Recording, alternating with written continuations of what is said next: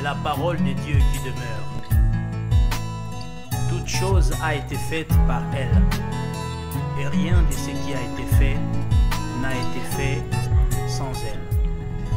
Bonjour, bonsoir à toutes et à tous. Merci encore une fois d'être connectés online pour suivre cette tranche, le temps de l'Éternel.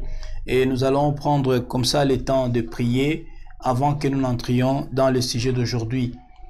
Yahweh, Dieu Tout-Puissant, tu es merveilleux, tu es un Dieu qui nous aime au-delà de ce que nous puissions imaginer. Merci pour nous avoir offert une nouvelle journée et une nouvelle semaine pleine de ta faveur et de ta grâce.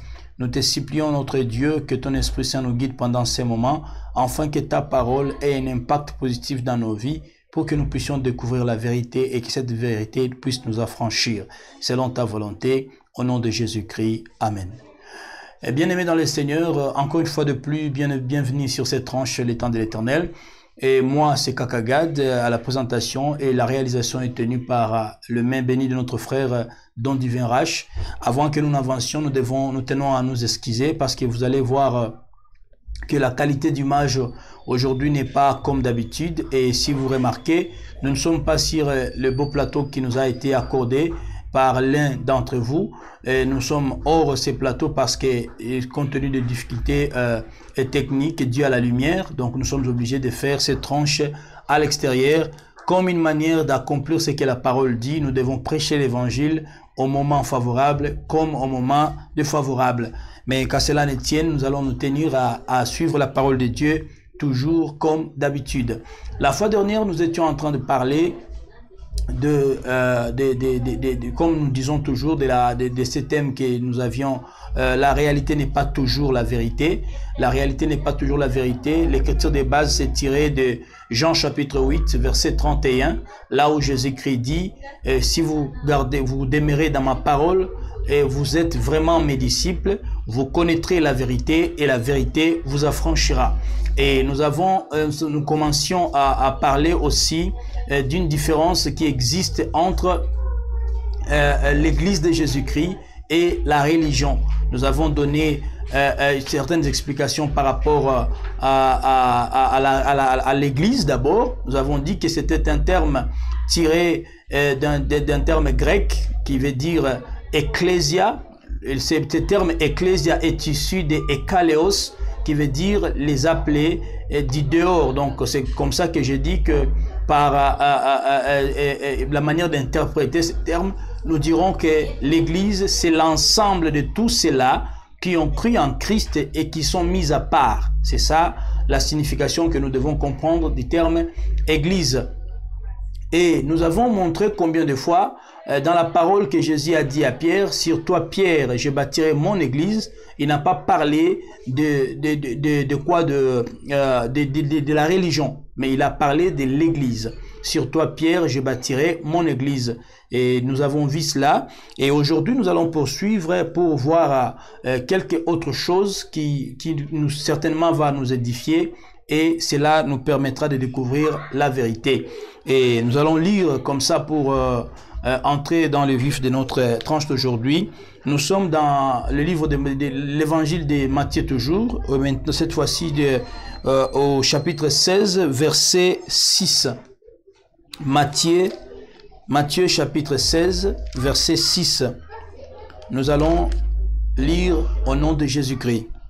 La Bible dit ceci. Jésus leur dit, gardez-vous avec soin du levain des pharisiens et des sadducéens. Amen. Jésus leur dit, gardez-vous avec soin du levain des sadducéens et des pharisiens. Alléluia. La fois dernière, on était en train de parler disant que dans l'église de Christ, ce qui est important, ce sont des recommandations données par Christ. Sa parole, comme il avait dit, demeurez dans ma parole et vous serez vraiment mes disciples. Et dans ces mêmes passages, dans ces mêmes chapitres, au verset 18, il dit, sur toi Pierre, je bâtirai mon église. Et j'ai essayé de montrer que l'église est différente d'une religion. L'église, elle est différente d'une religion. Je vais commencer par montrer combien de fois l'église ne tient pas compte des races, L'Église ne tient pas compte de langue. L'Église ne tient pas compte de notre région de provenance. L'Église ne tient pas compte de tout ce que nous pouvons avoir comme rang social. La seule chose qui est importante à comprendre, c'est que dans l'Église, nous sommes comme le membre d'un même corps. Alléluia. Tu peux être lettré, je ne suis pas lettré, mais nous sommes tous fils d'un même Père. Car la Bible dit dans Jean chapitre 3, verset 16, il dit que quiconque qui croit en lui, il lui donne le pouvoir d'être appelé enfant de Dieu.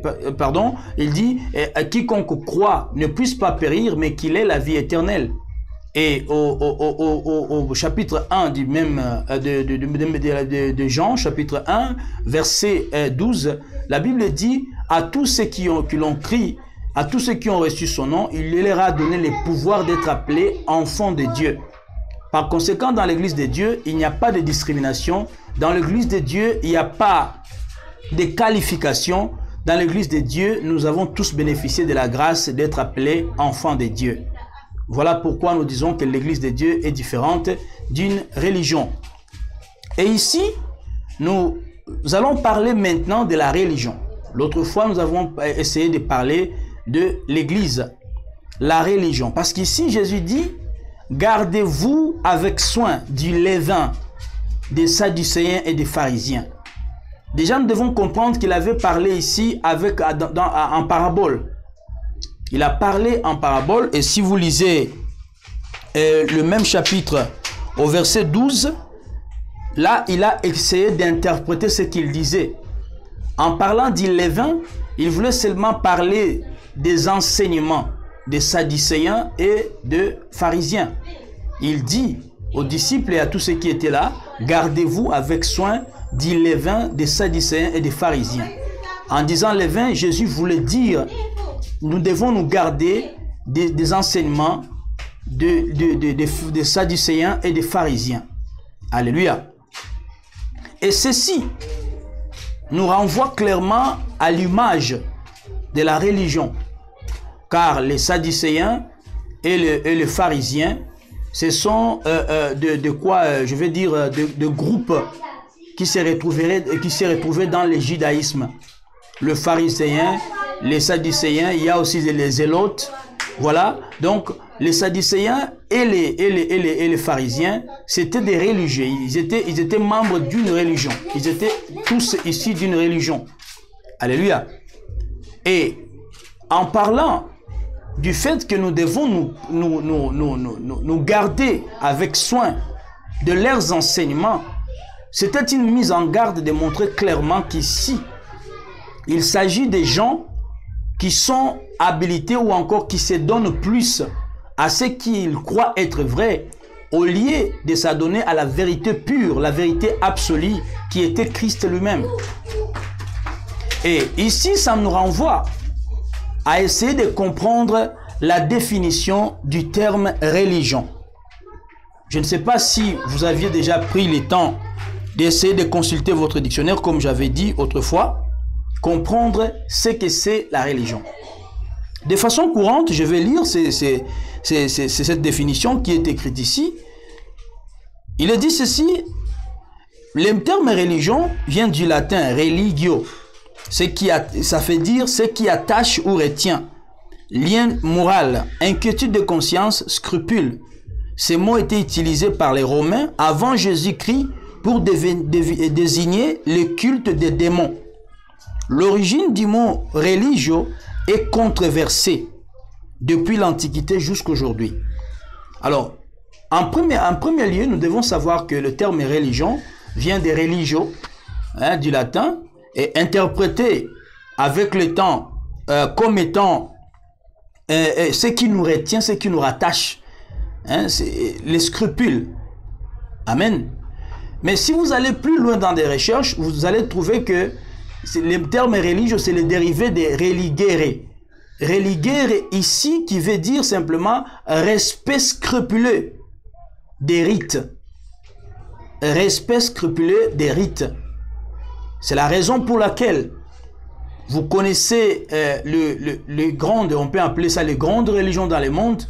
ils sont spécialisés dans le respect des pratiques. Lorsqu'on parle des rites, ce sont des croyances, des pratiques. Ils sont très sérieux dans ce domaine-là. Amen, amen. Et c'est la même chose où Jésus appelait certains d'entre eux, certains d'entre ces gens-là, les religieux de son époque, ils appelaient les spécialistes de la loi ou encore les scribes. C'était des gens qui se tenaient, donc ils faisaient tout pour respecter scrupuleusement ce qui est comme de principe, ce qui sont des règles de la religion. Alléluia. Et ça, c'est la caractéristique majeure de tous les religieux, de tous ceux qui sont, je vais dire, fidèles à une religion donnée.